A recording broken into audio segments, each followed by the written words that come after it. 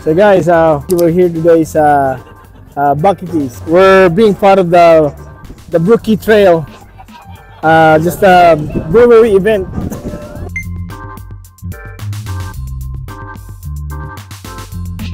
This is my man Ricky.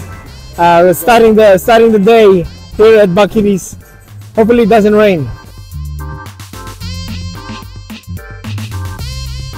So, Edwin, what can you say about the event so far? Right. Ay, kararating mo lang. Uminom lang tayo eh. Hindi naman event eh. Parang ano lang eh. Inuman lang eh. Ano, so sa ngayon, kasi unang stop pa lang natin. Ba't saan tayo pupunta susunod? Dito lang na siguro tayo. Matanda na tayo. Pwede mo umayos ka, pare. Mga tagahanga natin. Wala dyan. Alright. Ano yung kinamang beer? Ay, pare. At ito yung pinakamalakas silang beer, man. Lakas. Ano yan, cider? Hindi ba, pare? Ano? Yung pinakamalakas, pare. Tingnan mo sa ano. Anyway, it's already like 5:20. We got Ricky, we got Sek, we got Edwin, and next brewery that we're gonna go is the Dad and Dave. Siguro. Pwede mo yan, Hindi mo ng -5 star. No. Anyway, the Brookie Trail adventure continues. So yung sa Dad and Dave, hindi kami pinapasok. Pero ngayon, pupunta kami sa freshwater. We'll give it a go. Let's try it. Bye. Ito mga bata.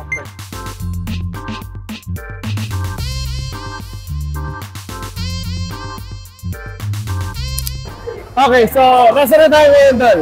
7th day. 7th brewery, second brewery. So ang in-order natin na beer dito is the Far King. Alright, we are with Second and Edwin.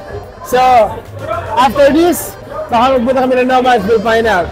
Thank you. Cheers. Yes, yeah. Awesome.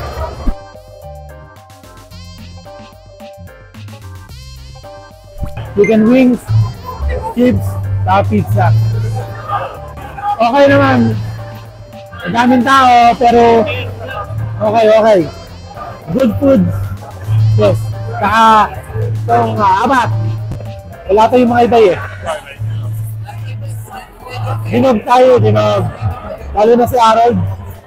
Wala dog.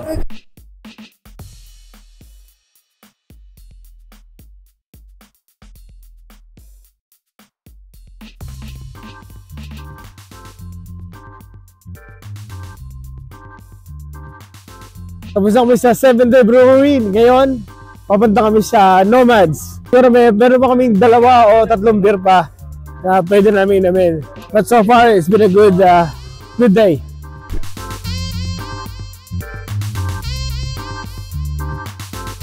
Parang Rick, so... Nomads, last stop. Last stop natin yung Nomads, no? So anyway, have you been to Nomads before? How many times? This is my 3rd time, I think. 3rd time. So, ano yung in-order natin? There? I don't know. Hindi ko alam anong grade. Baji Smuggler. 5%, right? 5%. So, masarap. Hindi masyado busy dito kasi yung Nomads hindi sumama dun sa Brookie Trail event.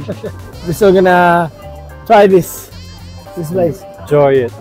Let's enjoy, guys.